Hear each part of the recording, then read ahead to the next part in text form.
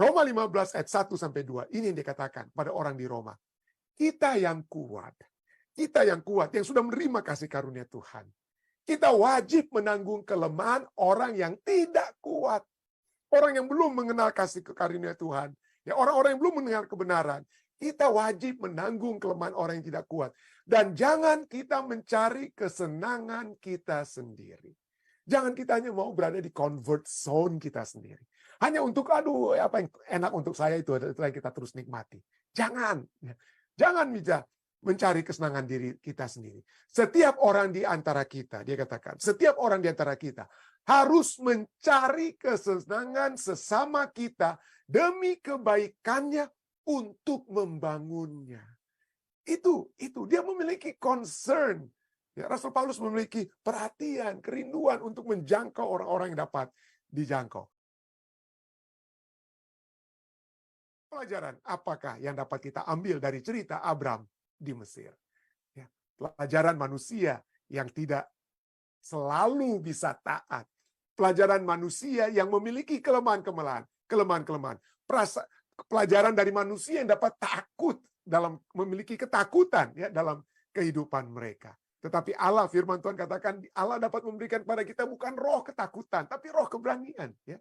Allah dapat memberikan kepada kita iman. Kita dapat minta, Tuhan bantu saya untuk percaya. Bantu saya untuk percaya. Bantu saya untuk melewati tantangan-tantangan ini. Ya.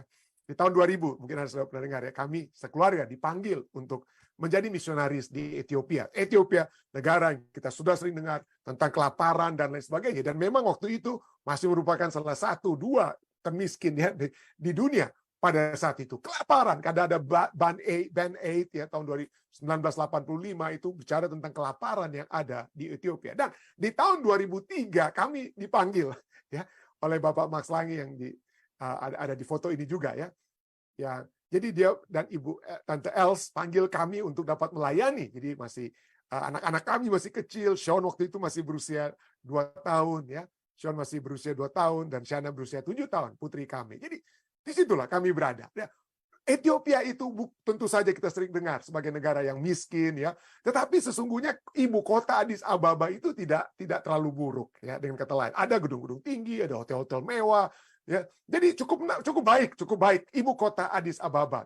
Ya, jadi kita bisa melihat bagaimana ada, dan saat ini waktu kami tinggalkan Ethiopia tahun 2013 belum ada itu MRT ya, Mass Rail Transit. Jadi mereka sudah ada ini saat ini di Ethiopia.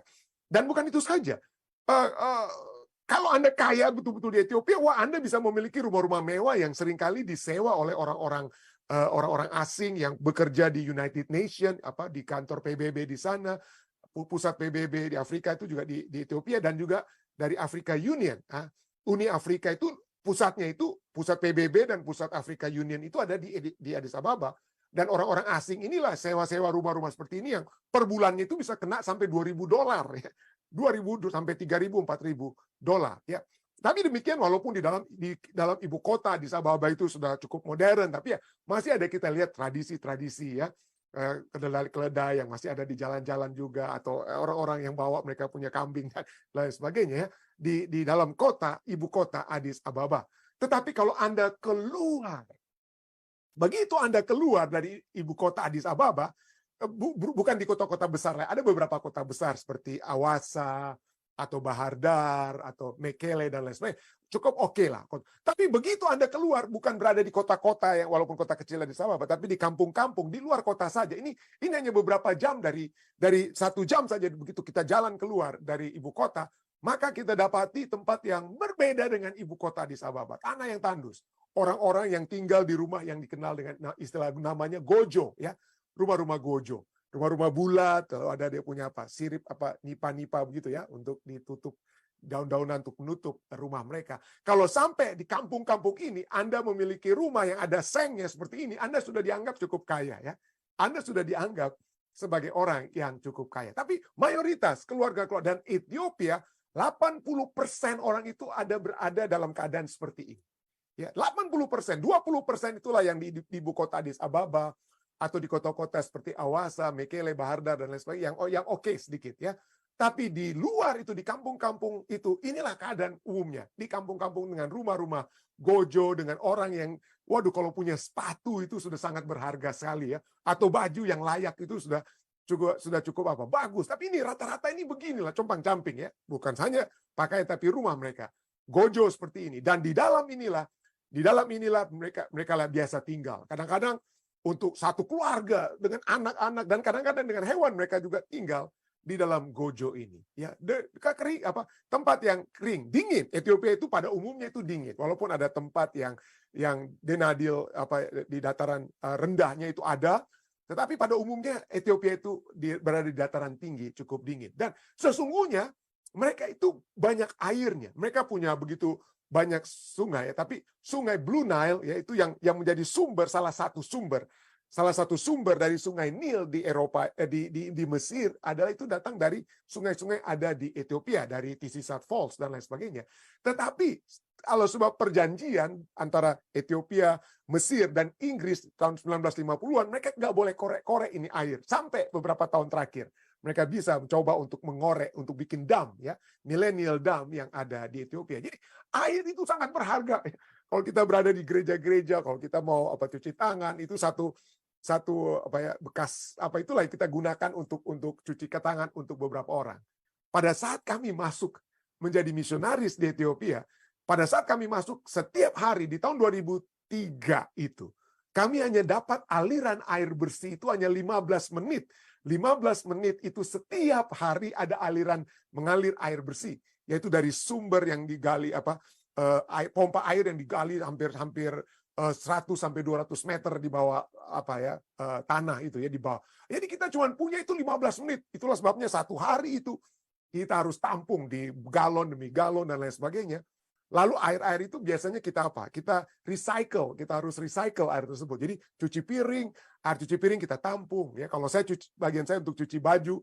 Jadi cuci baju untuk jemur bilasnya dengan sabun itu pagi, lalu air sabun itu kita kalau di mesin cuci, mereka kasih kami mesin cuci ya. Jadi air bilasan air sabun itu kita pakailah dulu sepanjang hari, lalu sorenya baru cucian itu kita selesaikan dengan air bersih. Kenapa? Supaya air sisa yang keluar itu bisa digunakan untuk Untuk flush toilet, untuk siram-siram lainnya sepanjang malam dan lain sebagainya. Jadi air ini sangat berharga dan kita coba untuk Coba untuk betul-betul recycle air-air dari cuci piring dan lain sebagainya itu kita gunakan untuk istri saya yang suka berkebun. Ya. Dia suka berkebun dan kita juga andalkan hujan kadang-kadang ya. Andalkan hujan. Jadi kadang-kadang kalau musim hujannya bagus, kami bisa tanam Kami bisa tanam jagung. Tapi sering kali juga sudah kami tanam jagung tersebut lalu terjadi kemarau yang panjang ataupun tidak ada hujan, maka habis kami punya jagung. Tapi puji Tuhan, pada umumnya kami dapat menikmati jagung ya yang ada yang istri saya, lebih khusus saya nggak bikin apa-apa ya, istri saya. Dan kadang-kadang kalau mesin pompa di kampus kami mati, maka kami harus pergi keluar ke kampung-kampung ya. Ayah saya sempat mengunjungi kami, ayah dan ibu saya ya, mami dan papi saya sempat mengunjungi dan kami harus cari air di tempat yang di kampus kami yang ada 2 kampus ya, kampus untuk college, untuk universitas, dan juga kampus untuk Kampus untuk high school. Dan kadang-kadang di tempat untuk SMA ini, sekolah menengah atas itu kadang-kadang masih ada alirannya.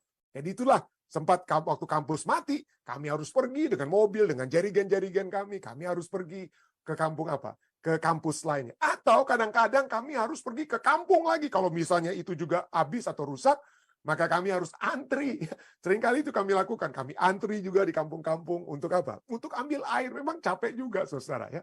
Capek juga. Tetapi kami itu masih jauh lebih beruntung dari orang Ethiopia. Orang Ethiopia ini kalau kami di jalan, apalagi musim hujan, maka mereka bukan dapat air itu dari aliran air yang seperti kami di kampus masih ada 15 menit dalam satu hari. Orang-orang kampung di Ethiopia itu ambil dari mana? Dari pinggir jalan, dari kubangan di pinggir jalan. Itu sudah biasa ya. Mereka ambil dari kubangan untuk ambil air, itulah air minum mereka. Atau bukan hanya air minum, mereka bahkan mencuci baju itu biasa dilakukan juga di pinggir Di pinggir jalan ya, mencuci baju dan lain sebagainya. Atau orang-orang di kampung juga kadang-kadang mereka buat galian begitu tanah lalu dari air hujan, dan inilah air hujan yang mereka gunakan untuk Untuk minum dan lain sebagainya. Tetapi menantang sekali kehidupan sebagai misionaris. Bukan hanya dari segi air, listrik ya. Kadang-kadang listrik itu bisa, kami lagi masak, kami dapat kompor listrik dari sekolah ya. Dari kami dengan kompor listrik, tapi tiba-tiba mati lampu, dan matinya itu kadang-kadang bisa sampai 2-3 hari. 2-3 hari. Atau lampu itu, waduh, dalam 1 minggu itu cuma ada 2-3-4 hari saja. Ya, lalu berapa hari tidak ada. Atau 1 hari cuma ada 3-5 jam. Jadi kadang-kadang sebagai orang yang dari Universitas Kelabat, ya segala sesuatu, air itu 24 jam, listrik itu selalu ada generator dan lain sebagainya. Waduh, kadang-kadang bikin frustrasi, tapi aduh gimana nih kita?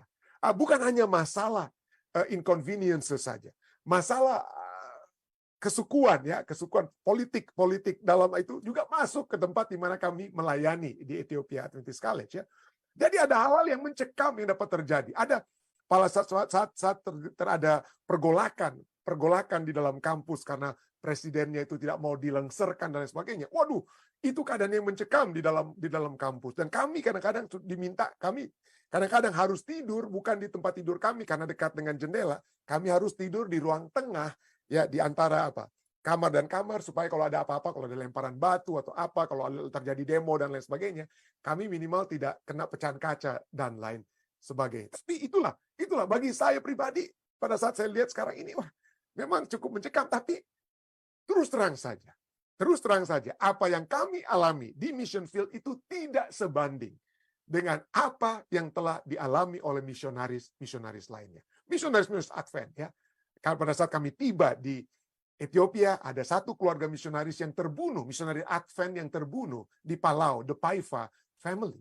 Dan sebelumnya juga, sebelum kami di tahun 2003 itu, di tahun 1999, kita mendengar bagaimana ada satu keluarga misionaris, Graham Staines family. Mereka dituduh, mereka menjadi misionaris di India. Mereka dituduh telah memaksa orang-orang India untuk menjadi Kristen, sehingga ada orang-orang yang radikal Hindu, bakar mereka. Dibakar siapa? Ayah dan kedua anaknya. Yang sisa, yang tidak ada dalam mobil tersebut yang masih hidup, hanya sang ibu dan sang anak perempuan. Tapi sang suami dan 2 putra mereka yang masih berusia 8 dan 10 tahun itu mati terbakar hidup-hidup ya.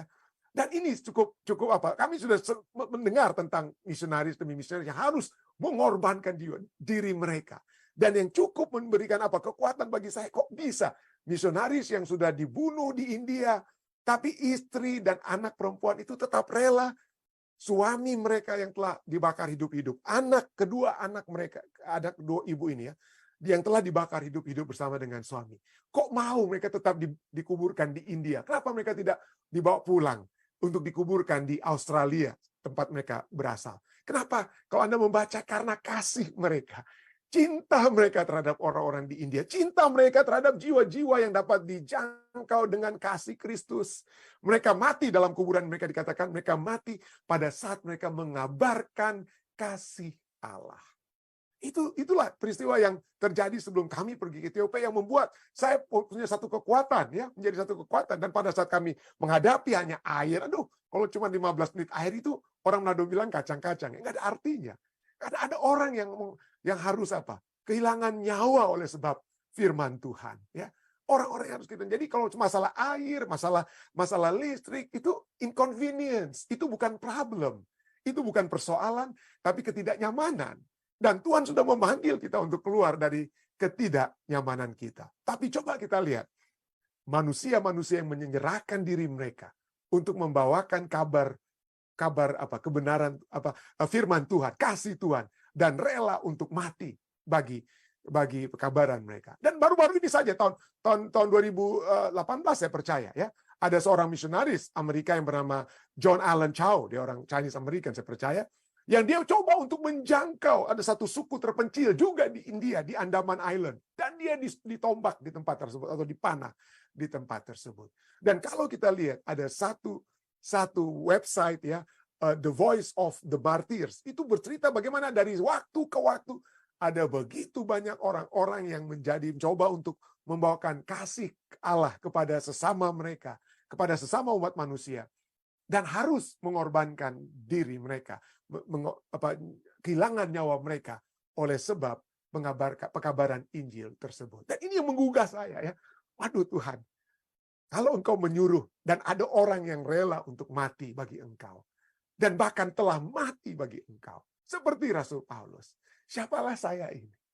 Siapalah kita ini yang mau tetap berada dalam zona nyaman kita? Ya. Itulah sebabnya Rasul Paulus, kita akan mempelajari sedikit dari Roma pasalnya yang ke-15. Roma pasal 15 berbicara tentang apa yang memotivasi Rasul Paulus dalam menjalankan misi Allah. Kita sudah bahas bagaimana tentang Abraham, ya. Abraham yang menghadapi tantangan, dan Rasul Paulus juga menghadapi tantangan. Kita sudah pernah pelajari bagaimana dia katakan berapa kali dia kapalnya tenggelam, berapa kali dia harus dicambuk, ya, berapa kali dia harus disiksa, dan lain sebagainya. Apa yang menjadi motivasinya? Kalau dia mau hidup tenang, maka dia bisa saja menjadi apa? Menjadi oke, orang percaya, duduk manis, oke, ya. Atau kalau dia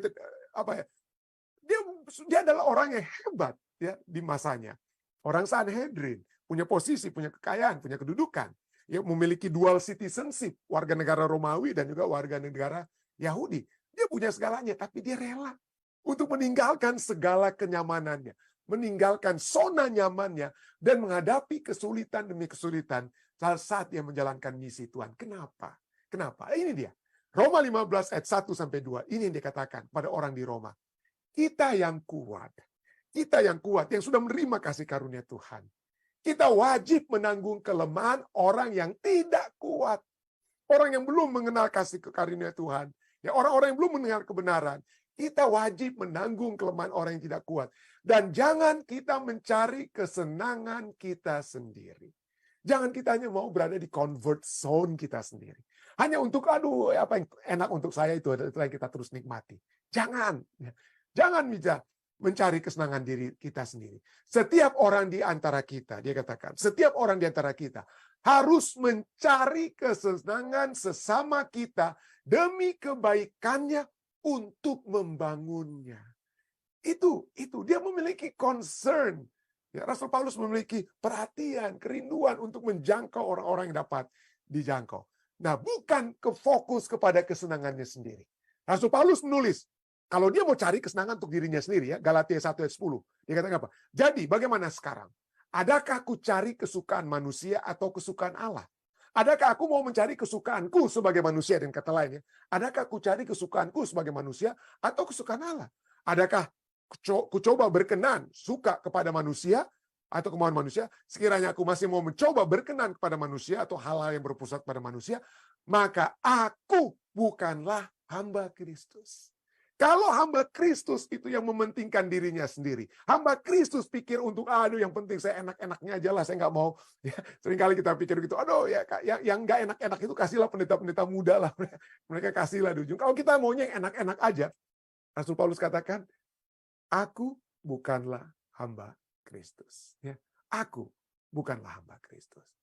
Jadi itulah sebabnya dalam Testimonies to Minister and Gospel Workers, halaman 168, Ellen White katakan apa? Setiap pekerja, every worker yang berhasil menjangkau jiwa-jiwa, every worker who deals with soul successfully, yang berhasil menjangkau jiwa-jiwa, harus datang ke pekerjaan itu, pekerjaan penginjilan, pekerjaan menjangkau itu, dengan melepaskan diri.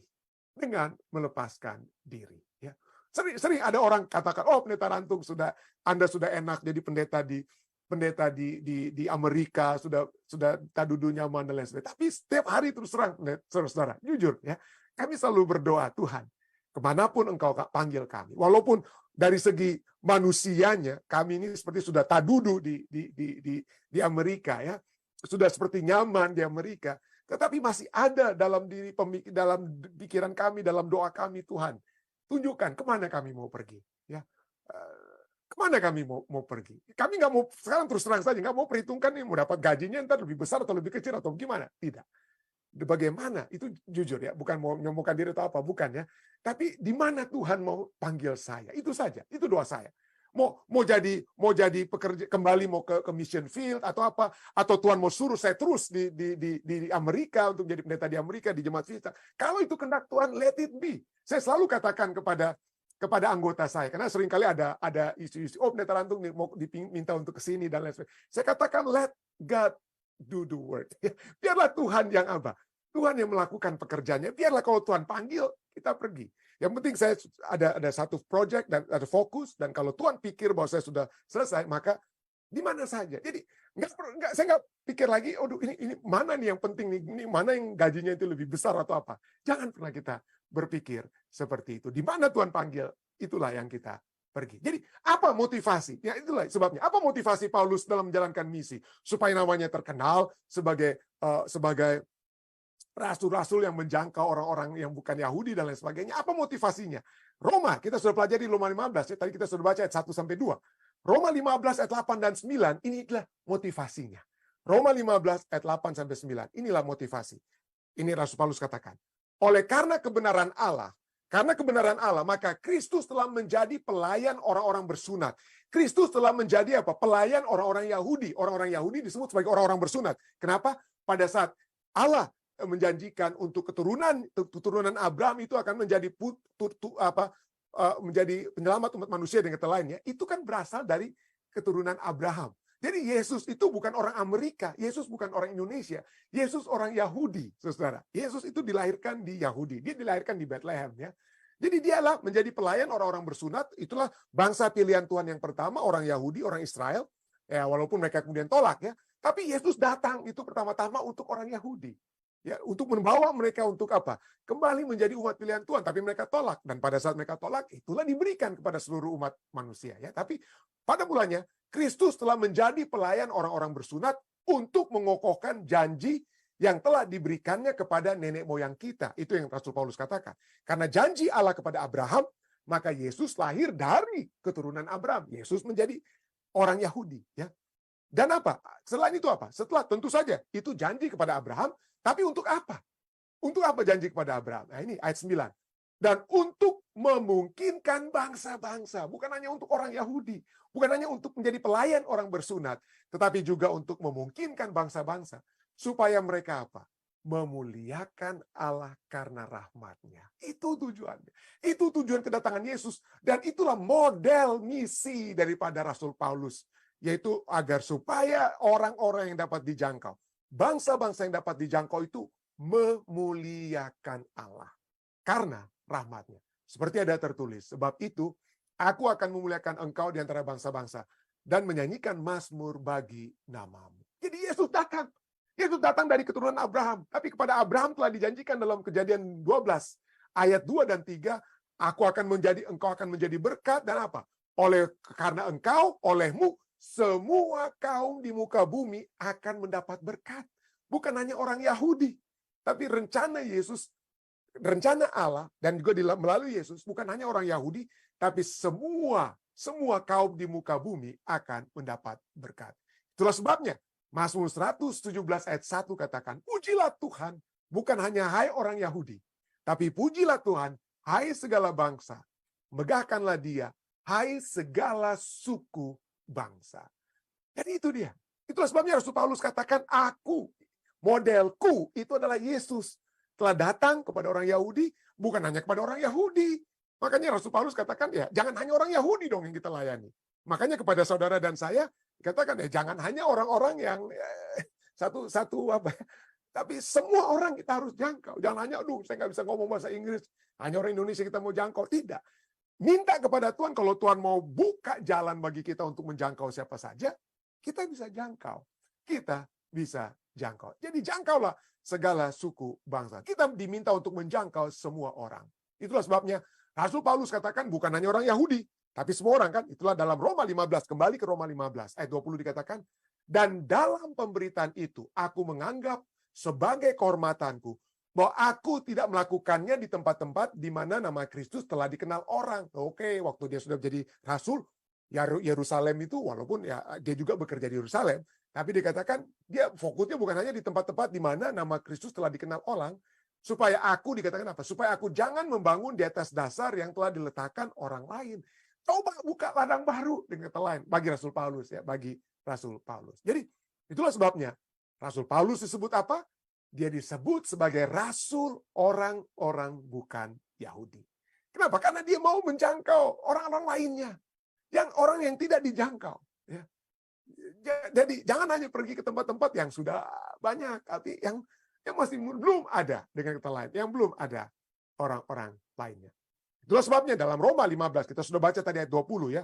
Aku mau menjangkau, di mana dia dapat jangkau? tempat-tempat yang dinama Kristus itu belum dikenal. Itulah sebabnya dalam ayat 24 Roma 15, aku harap dalam perjalananku ke Spanyol aku dapat singgah ke tempatmu dan bertemu dengan kamu. Jadi Rasul Paulus, lihat, dia tulis ini surat kepada jemaat di Roma. Dia sudah sampai di Roma.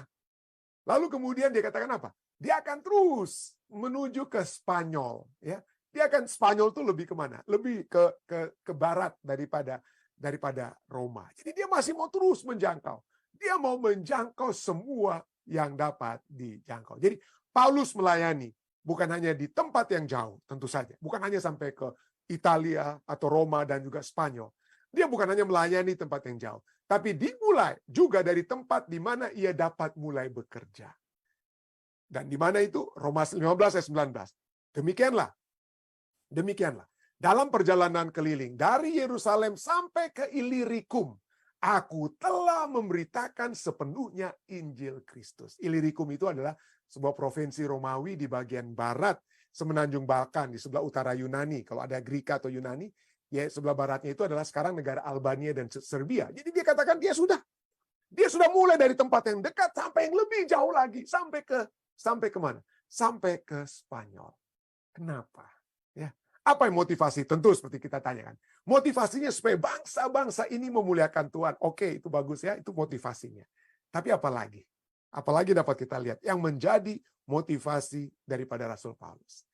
Apa yang menjadi motivasi Rasul Paulus? Adalah motivasi yang telah memotivasi seorang misionaris yang bernama James Fraser. James Fraser adalah misionaris yang menjangkau orang-orang di provinsi Yunan di China, ya. Dia orang Inggris, ya, dia jangkau. Apa yang menyebabkan James Fraser ini, orang Jakarta bilang bela-belain, ya, mau berkorban, mau pergi ke tempat yang jauh. Karena pada suatu saat dia mendengar, ya, dia membaca satu buku, dan ini kutipan daripada buku tersebut, ya. Kutipan daripada buku itu. Yang membuat James Fraser ini kemudian menjadi church planters di Yunnan Province. Ini bukunya, saya baca bahasa Indonesianya, ya.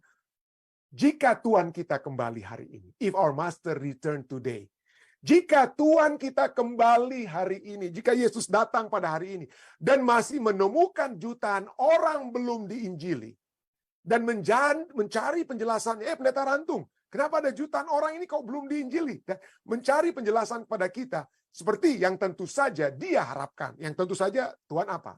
Harapkan, ya, untuk kita jawab. Maka saya, dikatakan, James Fraser katakan, maka saya tidak dapat membayangkan penjelasan apa yang harus kita berikan. Kalau dia sedang berada ini James Fraser tulis, ya, pengalaman. Dia sedang berada di England, dia berada di Inggris, dan dia tiba kepada satu pemikiran ini, ya, satu statement ini dalam buku yang dibaca.